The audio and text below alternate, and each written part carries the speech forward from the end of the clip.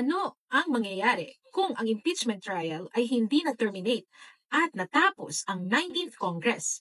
Matatandaan na ang 19th Congress, ang mga congressman natin ngayon, ang mga senators natin ngayon, ay magtatapos ang 19th Congress sa June 2025.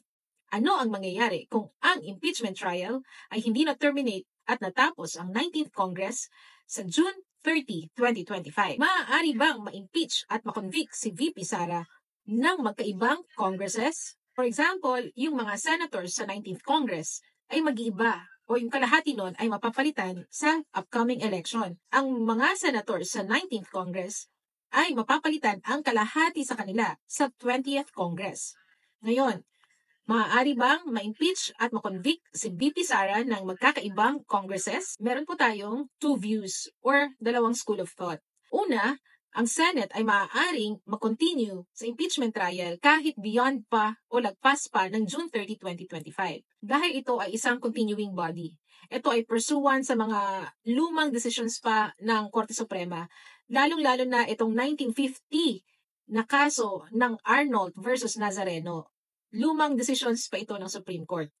Ang ikalawang view o ikalawang pananaw, ito ay yung most recent view dahil sa 2018 case ng Balag versus Senate. Sa recent view ng Korte Suprema, ang Senate ay hindi matatawag na continuing body. Sa oras na mag-expire ang isang Congress, na-terminate na rin ang business ng Senate. Ibig sabihin nito, lahat ng pending matters or proceedings, kagaya ng mga hindi na ipasang bills or kaya legislative investigations, ay considered terminated na sa oras na mag-expire ang Congress. At optional na lamang sa susunod na Congress kung iti-take up niya pa yung mga pending matters.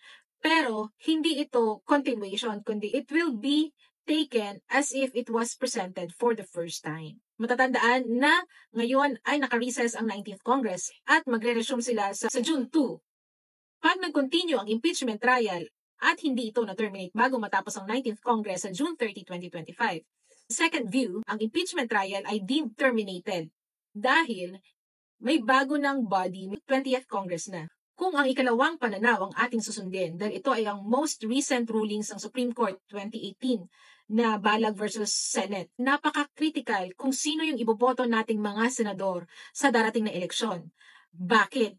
Dahil ang mananalong mga senador ang siyang magme-make or break kung ma-acquit o makukonvict si VP Sara sa impeachable offenses niya. Kaya, vote wisely. From the words of Mayor Vico Soto, kung papipiliin ka sa bago o sa matagal na, dun ka na sa bago. Kung papipiliin ka sa malaki ang ginastos sa kampanya o dun sa walang ginastos o konti lang ang ginastos sa kampanya, dun ka na sa konti lang ang ginastos sa kampanya.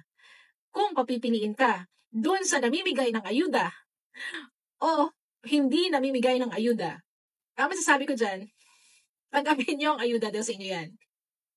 Pero, vote from your heart. Vote from your heart. Vote with a conscience. Again, always remember, God is blessing us so we can be a blessing to others. This is your friendly neighborhood attorney, Attorney.